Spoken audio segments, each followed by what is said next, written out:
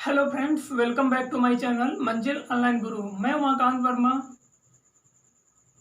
आज आपके लिए दक्षिण अमेरिका का पार्ट सेकंड लेकर आया हूं, जिसमें हम लोग पढ़ेंगे दक्षिण अमेरिका के मुख्य पर्वत, पठार और इनसे संबंधित जो भी फैक्ट्स हैं वो भी हम आपको बताएंगे। और इसके साथ ही जो यहाँ पे घास के मैदान कुछ पाए जाते हैं उनके विषय में और कुछ महत्वपूर्ण नगर हैं, और इसके साथ ही नदी और कुछ झीलें जो हैं वो आज की इस वीडियो में हम लोग बताएंगे। तो आज का जो वीडियो है ये बहुत ही महत्वपूर्ण है, तो पूरा वीडियो अंत तक देखें और इस वीडियो को अधिक से अधिक अपने फ्रेंड्स को, जितने भी आपके मोबाइल फोन में स्टडी संबंधी ग्रुप हैं, व्हाट्सएप ग्रुप, फेसबुक ग्रुप, उन सब में शेयर करें, जिससे कि ज़्यादा से ज़्यादा लोग इस वीडियो को देख सकें और बहुत से लोगों को इसका लाभ भी मिल सके। तो आइए आज की इस वीडियो को शुरू करते हैं। तो देखिए आज कहाँ से स्टार्ट करते हैं। आज भी हम जहाँ से कल मैपिंग स्टार्ट किया था वहीं से स्टार्ट करेंगे। तो कल हमने यहाँ से इक्वेडोर से स्टार्ट किया था, तो आज भी हम इक्वेडोर से स्टार्ट करेंगे और एक तरफ से चलते हुए लास्ट में पुनः इक्वेडोर के पास आ जाएंगे। तो क्योंकि मैपिंग जब भी हम पढ़ते हैं तो एक तरफ से हमें पढ़ना जरूरी होता है। तो देखिए उससे पहले हम आपको ये बता दें, इसमें कई सारे पठार हैं, बोलीविया पठार, मोंटेग्रेसो पठार, ठीक है, बहुत सारे पठार हैं। तो हम उससे पहले आपको ये बता दें कुछ पठार के बारे में। देखिए पर्वत जो होता है वो ज्यादा ऊंचा होता है, ठीक है, लेकिन पठार जो होता है वो समतल होता है। इस प्रकार से ऊंचा होता है लेकिन समतल होता है। समझ में आया? पर्वत और पठार में अंतर क्या है? पर्वत ज्यादा ऊंचा होता है और उसकी जो चोटियां होती हैं वो नुकीली होती हैं, और इसके अलावा जो पठार होता है वो कुछ समय तक ऊंचाई पर जाना पड़ता है, उसके बाद में समतल हो जाता है, प्लेन हो जाता है, ठीक है। और इस प्रकार से इनकी संरचना होती है। तो आइए हम सबसे पहले आपको बता दें पठार के प्रकार कितने होते हैं। तो पठार मुख्यतः 3 प्रकार के होते हैं। कितने प्रकार के? 3 प्रकार के होते हैं। हमने यहाँ पे लिख रखा 1 2 3। तो अब ये अंतरा पर्वतीय पठार, गिरपति पठार और महाद्वीपीय पठार, इनमें अंतर क्या होता है? तो आइए हम एक एक करके अंतरा पर्वतीय पठार, गिरपति पठार और महाद्वीपीय पठार के विषय में जान लेते हैं। तो देखिए अंतरा पर्वतीय, जैसा कि इसका नाम जो है अंतरा पर्वतीय, तो अंतरा पर्वतीय का मतलब है दो ओर पर्वत है, दोनों ओर पर्वत है और बीच में पठार है, बीच में पठार है। तो दोनों तरफ पर्वत और बीच में अगर पठार है तो उस पठार को हम लोग अंतरा पर्वतीय पठार कहते हैं। समझ में आया? बीच में पठार है और उसके एक और लेफ्ट साइड में पर्वत है और राइट साइड में पर्वत है, ठीक है। तो उस पठार को अंतरा पर्वतीय पठार कहते हैं। नेक्स्ट जो है गिरिपति पठार। गिरिपति पठार, तो गिरिपति पठार क्या होता है? जिसके एक और पर्वत होता है और उसके पद में ऐसे पठार स्थित होता है, उसके पद में चरणों में उसके पठार स्थित है। ये क्या है? ये पर्वत है और ये पठार है, ठीक है। तो गिरपति मतलब पर्वत के, गिर मीन्स पर्वत, पद मीन्स चरण। तो पर्वत के चरणों में अगर एक साइड में या इस साइड में पठार है तो उसको हम लोग गिरपति पठार कहते हैं। तीसरा है महाद्वीपीय पठार। तो महाद्वीपीय पठार क्या होता है? दोनों ओर महाद्वीप है और बीच में पठार है, तो उसको कहते हैं महाद्वीपीय पठार। यानी कि दोनों ओर समतल भूमि है, महाद्वीप जैसे होते हैं वैसे, और बीच में जो पठार है, बीच में पठार स्थित है, तो उसको महाद्वीपीय पठार कहते हैं। तो उम्मीद है कि आपको ये समझ में आया होगा। अब हम लोग मैपिंग पे आते हैं। तो ये चीज जरूरी थी बतानी, तो मैंने आप लोगों को ये बताया। तो पठार 3 प्रकार के होते हैं, अंतरा पर्वतीय पठार, गिरपति पठार और महाद्वीपीय पठार। आइए अब हम लोग बातचीत करते हैं, इक्वेडोर से स्टार्ट करते हैं और फिर से इक्वेडोर के पास आ जाते हैं। तो देखिए इक्वेडोर की राजधानी हमने आपको बताई थी क्यूटो है। तो आज हम राजधानी जो है उनके विषय में बातचीत नहीं करने वाले हैं। तो देखिए कल इससे पहले का जो वीडियो था उसमें हम एक चीज छोड़ दिए थे, वो भी बता देते हैं। देखिए जो दक्षिण अमेरिका महाद्वीप है इससे 2 महत्वपूर्ण रेखाएं गुजरती हैं। कितनी? 2 महत्वपूर्ण रेखाएं गुजरती हैं, जिनमें से एक है मकर रेखा, मकर रेखा, और एक है विषुवत रेखा। तो विषुवत रेखा और मकर रेखा, equator and tropic of Capricorn, ठीक है। तो विषुवत रेखा 3 देशों से गुजरती है और मकर रेखा 4 देशों से गुजरती है, ये आपको पता होना चाहिए। विषुवत रेखा जो है वो इक्वेडोर और इधर आपका कोलंबिया और इधर ब्राजील 3 देशों से होकर गुजरती है। अगर इसकी बात करें मकर रेखा की तो चिली, अर्जेंटीना और पराग्वे और ब्राजील। चिली यहाँ से गुजरती है, चिली, अर्जेंटीना और फिर पराग्वे यहाँ पर पड़ता और इधर ब्राजील का क्षेत्र है, तो 4 देशों से होकर गुजरती है। चलिए, इससे भी प्रश्न पूछा जा सकता है। अब हम यहाँ से स्टार्ट करते हैं, ठीक है। तो देखिए, इक्वेडोर में एक सबसे महत्वपूर्ण ज्वालामुखी है, तो इसको बताने से पहले यहाँ से आप जब मैपिंग देखते हैं, आप लोगों के पास अगर एटलस है तो ओपन कर लीजिए। तो यहाँ से लेकर कैरिबियन सागर के तट से लेकर के इस साइड में इधर इधर इधर इधर नीचे तक चिली और अर्जेंटीना के सबसे निचला जो भाग है यहाँ तक आपका एंडीज पर्वत स्थित है। कौन सा पर्वत? एंडीज पर्वत स्थित है।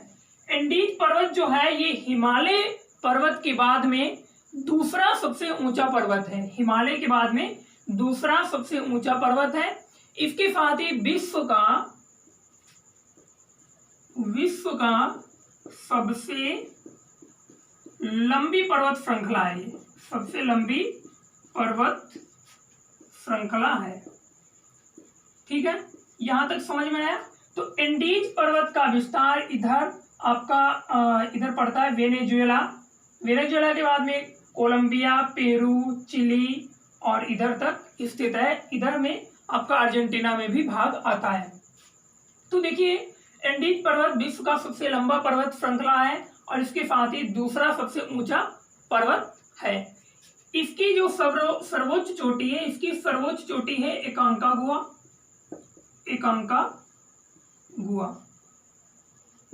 जो चिली और अर्जेंटीना की सीमा पर स्थित है। ये मैपिंग में देखिए आप लोग, एकांकागुआ कहां पर स्थित है? चिली और अर्जेंटीना की सीमा के पास स्थित है एकांकागुआ। और एकांकागुआ की लगभग ऊंचाई है 6960, लगभग ऐसे ही है, मुझे क्लियर याद नहीं है, लगभग ऐसे है, ठीक है। तो एंडीज पर्वत श्रृंखला की सर्वोच्च चोटी जो है वो कौन सी है? एकांकागुआ। इसमें प्रश्न ये पूछा जाएगा कि दक्षिण अमेरिका जो है उसका सर्वोच्च स्थान कौन सा है, सबसे ऊंचा स्थान कौन सा है? तो एकांकागुआ ही होगा। आइए आगे बातचीत करते हैं। अब हम लोग यहाँ से स्टार्ट करते हैं। तो ये जो कोटोपैक्सी है ये विश्व का सबसे ऊंचा सक्रिय ज्वालामुखी है, विश्व का सबसे ऊंचा सक्रिय ज्वालामुखी है, सक्रिय ज्वालामुखी, और जो कहां पर स्थित है? एंडीज पर्वत श्रृंखला में ही स्थित है, ठीक है। तो कोटोपैक्सी विश्व का सर्वोच्च सबसे ऊंचा सक्रिय ज्वालामुखी है और जो दक्षिण अमेरिका के किस देश में? इक्वेडोर देश में स्थित है, ठीक है। और ये एंडीज पर्वत क्षेत्र के अंतर्गत ही आता है। दूसरा है चिम्बराजो जो है ये एक ज्वालामुखी पर्वत है। क्या है? ज्वालामुखी पर्वत चोटी है। तो ये डेड वोल्केनो है, मृत ज्वालामुखी है। और चिम्बराजो जो है ये इक्वेडोर की सर्वोच्च चोटी है, इक्वेडोर की सर्वोच्च चोटी है चिम्बराजो।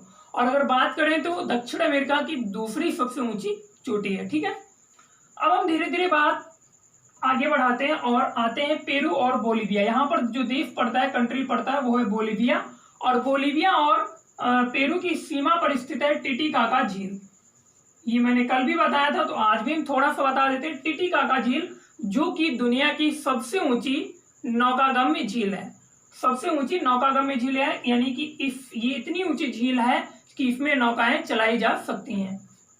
तो नौकागम्य झील सर्वोच्च सबसे ऊंचाई पर स्थित नौकागम्य झील कौन सी है? टिटिकाका झील। अब हम लोग आगे बढ़ते हैं। तो अब हम लोग चिली देश के एरिया में प्रवेश करते हैं। तो अभी ये एंडीज पर्वत का ही क्षेत्र चल रहा है, ठीक है। तो ये जो आप देख रहे हैं मैंने इस तरीके से बंद कर रखा है, तो ये है अटाकामा मरुस्थल। क्या है? अटाकामा मरुस्थल, अटाकामा मरुस्थल। तो अटाकामा मरुस्थल जो है यहीं पर, ये जो इक्विक नाम का स्थान है, यहीं पर एक स्थान है अरिका। अरिका जो है ये विश्व का सर्वाधिक शुष्कतम स्थान है, विश्व का सबसे अधिक शुष्कतम क्षेत्र जो है, स्थान जो है वो है यहाँ पर पड़ता है अरिका। तो विश्व का सर्वाधिक शुष्कतम स्थान अरिका है। और ये जो अटाकामा मरुस्थल है ये विश्व का सबसे अधिक शुष्क मरुस्थल है, शुष्कतम मरुस्थल है। ठीक है,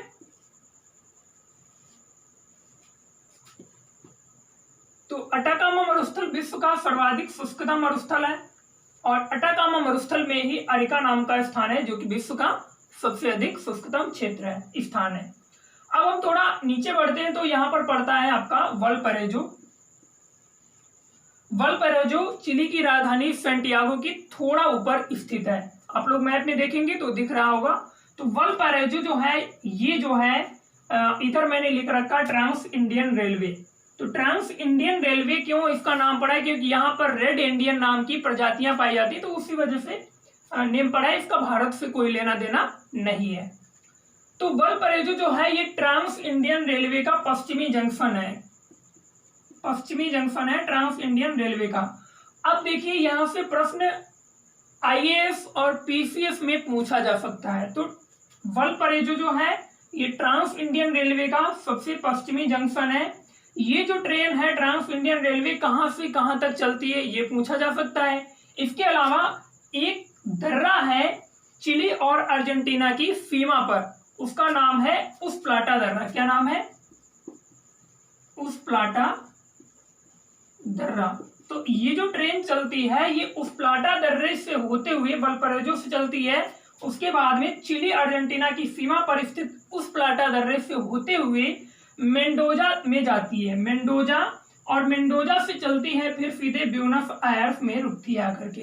कहाँ पर?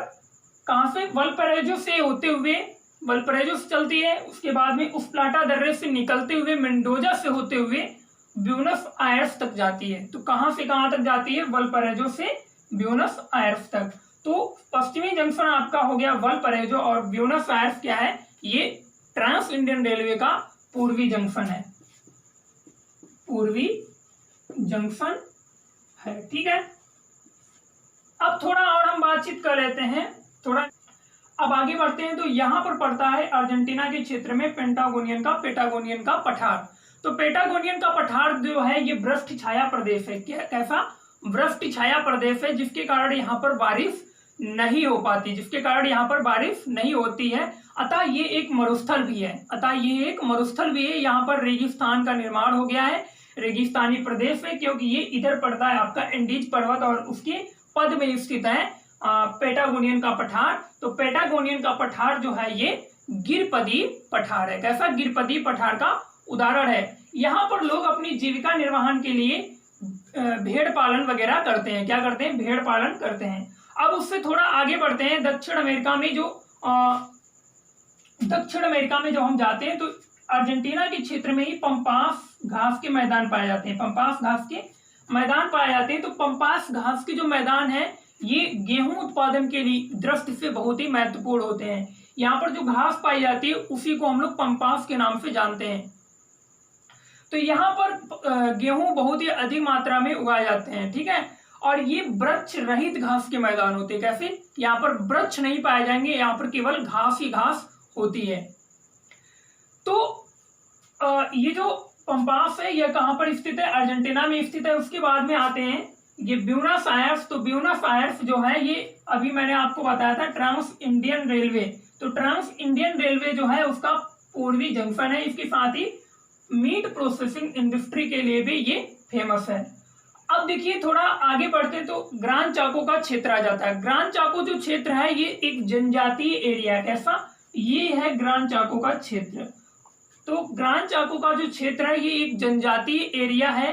जनजातीय समुदाय की यहाँ पर बहुत ही अधिक जनजातीय समुदाय पाए जाते हैं। तो इसलिए ये जो अपनी जीविका निर्वाहन के लिए ये पशुपालन करते हैं। क्या करते हैं? पशुपालन करते हैं। इसलिए यहाँ पर जो पशुपालन करते हैं तो ब्यूनस आयर्स जो है ये यहाँ पर जो मांस उत्पादन किया जाता है उसका जो निर्यात किया जाता है वो ब्यूनस आयर्स से किया जाता है। तो ब्यूनस आयर्स जो है मीट प्रोसेसिंग इंडस्ट्री के लिए भी प्रसिद्ध है। आगे बढ़ते हैं इसी क्षेत्र में ग्रांड चाको का जो क्षेत्र है, इसी क्षेत्र में वाल्सा नाम की एक महत्वपूर्ण घास पाई जाती है, बहुत ही स्वादिष्ट घास पाई जाती है। वाल्सा नाम की स्वादिष्ट घास पाई जाती है जो पशुओं का बहुत ही फेवरेट भोजन है। ठीक है, तो ये जो घास वाल्सा है ये इतनी स्वादिष्ट होती है, इतनी अच्छी होती है कि इसको खाने से जानवर जो है वो बहुत जल्दी से बड़े हो जाते हैं, इसीलिए ये बहुत ही महत्वपूर्ण घास है, बहुत ही लाभदायक घास होती है। आगे बढ़ते हैं तो उसके ऊपर जब हम बढ़ते हैं तो यहाँ पर आपका पड़ता है बोलीविया का पठार। तो बोलीविया का पठार जो है ये आपका टिन उत्पादन के लिए प्रसिद्ध है। किसके लिए? टिन उत्पादन के लिए प्रसिद्ध है। और ये जो इक्विट है यहाँ पर टिन से संबंधित कारखानों का भी विकास हुआ है। यहीं पर आपका स्थित है चुक्की कमाटा। पिछली क्लास में हमने आपको बताया था चुक्की कमाटा। तो चुक्की कमाटा जो है ये आपका कॉपर माइनिंग के लिए बहुत ही फेमस है, इसीलिए इसको विश्व की तांबा राजधानी कहा जाता है। विश्व की तांबा राजधानी कहा जाता है। तो विश्व की तांबा राजधानी कौन सी है? चुक्की कमाटा। और उसके ऊपर जब हम लोग बढ़ते हैं तो यहाँ पर पड़ता है आपका मांटो ग्रासो का क्षेत्र। तो मांटो ग्रासो एक पठार है और उत्पत्ति एवं संरचना की दृष्टि से मांटो ग्रासो का पठार जो है ये ब्राजीलियन उच्च भूमि का हिस्सा है। ब्राजीलियन उच्च भूमि का ही हिस्सा है। तो मांटो ग्रासो जो पठार है ये एक महाद्वीपीय पठार है। कैसा? महाद्वीपीय पठार है, क्योंकि इसके इधर में भी महाद्वीप है और इधर में भी महाद्वीप है, किसी भी और पर्वत नहीं है। तो ये आपको याद रखना है, महाद्वीपीय पठार है। इसके साथ ही इस पठार में जो उष्णकटिबंधीय घास के मैदान पाए जाते हैं, इस पठार में उष्णकटिबंधीय घास के मैदान पाए जाते हैं, उनको कैंपोस कहा जाता है। क्या कहा जाता है? कैंपोस कहा जाता है। तो कैंपोस कैसे घास के मैदान है? उष्णकटिबंधीय घास के मैदान है। आइए आगे बढ़ते हैं। तो अब हम लोग बात करते हैं ब्राजील का पठार या ब्राजीलियन उच्च भूमि पर। तो ब्राजीलियन उच्च भूमि जो है ये इधर पूरे ब्राजील में इधर तक स्थित है, काफी एक पठार है। ठीक है, तो ये जो प्रदेश है दक्षिण अमेरिका में सर्वाधिक खनिज संसाधन की दृष्टि से बहुत ही महत्वपूर्ण देश है। ठीक है, ये क्षेत्र ब्राजीलियन उच्च भूमि दक्षिण अमेरिका का खनिज संसाधन की दृष्टि से बहुत महत्वपूर्ण है। यहाँ पर स्थित है बेलो हॉरिज़ॉन्टो। तो बेलो हॉरिज़ॉन्टो जो है यहाँ पर ही स्थित है इताविरा। तो इताविरा में ही लौह अयस्क खनन का सबसे बड़ा कारखाना लगा है, केंद्र है। इताविरा जो है लौह अयस्क खनन का सबसे बड़ा केंद्र है। ठीक है, आगे बढ़ते हैं। तो ब्राजीलियन उच्च भूमि जो है ये विश्व स्तर पर कहवा का उत्पादन करती है। ब्राजीलियन उच्च भूमि है, यहाँ पर विश्व स्तर पर कहवा का उत्पादन किया जाता है, जिस कारण ये यहाँ से कहवा का निर्यात भी बहुत ही अधिक मात्रा में किया जाता है। तो ये जो यहाँ पर आप देख रहे हैं ये है साओ पाउलो। तो साओ पाउलो जो है यहाँ से और सेंटोस आप देख रहे होंगे, सेंटोस एक बंदरगाह है, ये है सेंटोस बंदरगाह से ये आप देख रहे हैं साओ पाउलो। तो साओ पाउलो जो है ये यहाँ पर कहवा की सबसे बड़ी, विश्व की सर्वाधिक बड़ी कहवा की मंडी है। इसके साथ ही साओ पाउलो में सूती वस्त्र उत्पादन का भी कारखाने लगे हुए हैं। तो सूती वस्त्र उत्पादन के लिए भी ये प्रसिद्ध है। तो इसीलिए इसको दक्षिण अमेरिका का या ब्राजील का मैनचेस्टर कहा जाता है। आगे बढ़ते हैं। तो वित्तीय या व्यावसायिक राजधानी भी दक्षिण अमेरिका की साओ पाउलो ही है। अब देखिए, सेंटोस से साओ पाउलो तक एक ट्रेन चलाई जाती है जिसको कॉफी या कहवा ट्रेन कहा जाता है। क्या कहा जाता है? कहवा ट्रेन कहा जाता है। तो कहवा ट्रेन कहां से कहां तक चलाई जाती है? सेंटोस से साओ पाउलो तक चलाई जाती है। ये जो ट्रेन है इसका मुख्य उद्देश्य कहवा का आयात निर्यात करना है। कहवा को इधर से सेंटोस तक पहुंचाना है और सेंटोस से पूरे विश्व में अलग अलग जगहों पर कहवा का निर्यात किया जाता है, इसलिए सेंटोस को कहवा बंदरगाह भी कहा जाता है। आइए आगे बढ़ते हैं। तो यहाँ पर पड़ता है आपका सल्वाडोर। तो सल्वाडोर जो है ये आपका ब्राजील की प्राचीनतम राजधानी है, ब्राजील की प्राचीनतम राजधानी है, प्राचीन राजधानी है। तो प्रश्न पूछा जा सकता है ब्राजील की प्राचीन राजधानी क्या है, तो सल्वाडोर है। अब देखिए उसके ऊपर बढ़ते हैं तो यहाँ पर पड़ता है रेसिपे। तो रेसिपे जो है यहाँ से ब्राजील जो है ये चीनी उत्पादन में भी अपना खास स्थान रखता है। तो यहाँ से जो रेसिपे है यहाँ से चीनी का निर्यात बहुत अधिक मात्रा में किया जाता है, इसलिए इसको चीनी बंदरगाह कहा जाता है। ये मैंने पिछली क्लास में भी आपको बताया था, चीनी पोर्ट या चीनी पत्तन या चीनी बंदरगाह। अब देखिए यहां तक आपका क्लियर हो चुका है नीचे। अब हम लोग ऊपर बढ़ते हैं तो अब हम लोग इधर आ जाते हैं बेलम। तो ये देखिए ये जो एक रिवर आपको दिख रही होगी ये रिवर है और इसका नाम है टोकान्टिस रिवर, टोकान्टिस रिवर। तो प्रश्न पूछा जाता है टोकान्टिस नदी के मुहाने पर कौन सा बंदरगाह स्थित है। तो टोकान्टिस नदी के मुहाने पर बेलम नाम का बंदरगाह स्थित है।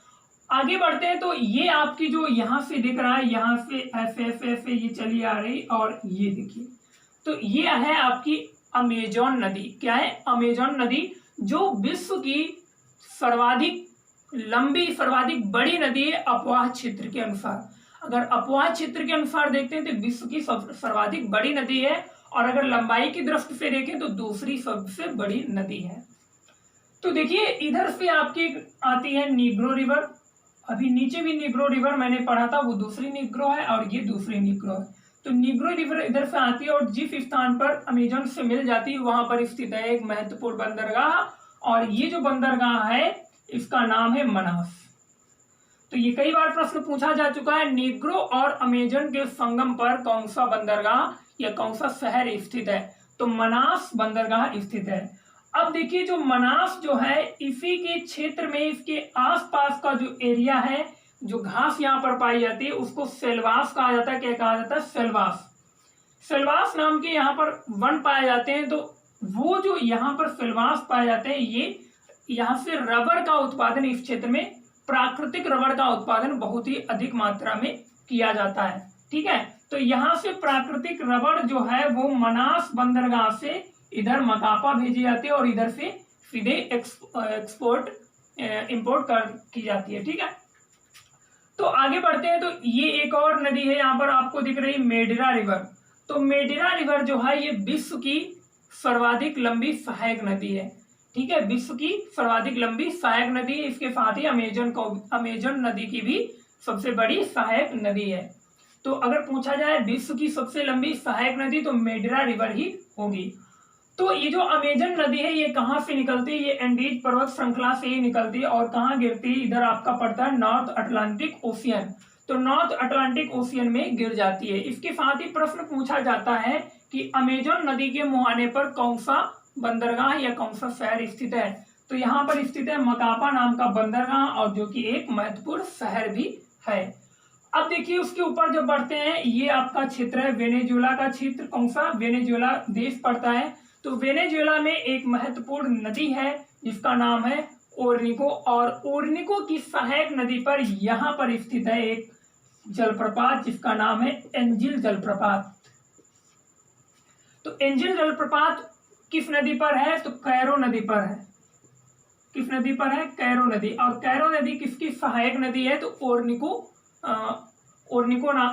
नदी जो है उसकी सहायक नदी है। ठीक है, अब उसके बाद में बढ़ते हैं ऊपर तो यहाँ पर पड़ती है आपकी मरकाइबो झील। तो मरकाइबो झील के विषय में पिछले वीडियो में हम आपको बता चुके हैं। तो उस मरकाइबो झील जो है इधर का जो तट है तो ये किसके लिए फेमस है, ये खनिज तेल के लिए प्रसिद्ध है, पेट्रोलियम पदार्थों के लिए प्रसिद्ध है। तो मरकाइबो झील से भी काफी अधिक मात्रा में खनिज तेल निकाला जाता है। आगे बढ़ते हैं तो यहाँ पर आपकी एक ये जो रिवर दिख रही है ये जो रिवर आपको दिख रही इसका नाम है मैग्डालेना रिवर। तो मैग्डालेना रिवर जो है ये कहाँ पर गिर जाती है, इधर कैरिबियन सागर में गिर जाती है, यानी कि नॉर्थ अटलांटिक ओशियन में गिर जाती है। मैग्डालेना नदी जो है ये भी आपकी एंडीज पर्वत श्रृंखला से ही निकलती है। इसके साथ ही यहाँ पर एंडीज पर्वत श्रृंखला दो पार्ट्स में डिवाइड हो जाती है। एक का नाम है कॉर्डिलेरा ऑक्सीडेंटल और इधर जो पूर्वी पश्चिमी साइड की जो आपकी एंडीज जो पर्वत है ये 2 श्रृंखलाओं में डिवाइड हो जाता है। ठीक है, तो पश्चिमी जो श्रृंखला है उसको कॉर्डिलेरा ऑक्सीडेंटल कहा जाता है, और इधर जो पूर्वी भाग है उसको कहा जाता है कॉर्डिलेरा ओरिएंटल। ठीक है, तो यहां तक आपको समझ में आया होगा। तो इधर आपकी पनामा की खाड़ी स्थित है, ज्यादा कुछ नहीं बताना है, क्योंकि इससे पहले की वीडियो में मैंने बहुत कुछ पढ़ाया था और इसमें से आधी चीजें उसमें मैंने जिक्र किया था। तो आज की वीडियो में रखते हैं इतना ही, और मिलेंगे नेक्स्ट वीडियो में। तब तक के लिए आप लोग वेट कीजिए, और तब तक के लिए नमस्कार।